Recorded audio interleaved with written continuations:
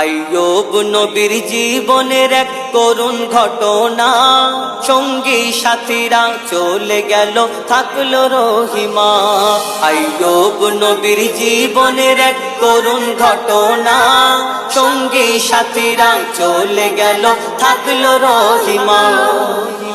কুষ্ঠ রোগেতে আইয়ুব নবীর পৌঁছে গেল পা, গ্রামবাসীরা সব বলে দিল অন্য কোথাও যা।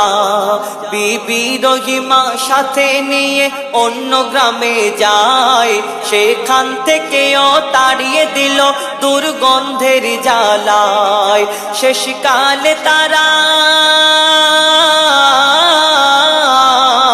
শেষকালে তারা জঙ্গলেতে হলো রওয়ানা, শত কষ্ট সয়ে তবু আল্লাহকে ভোলে না।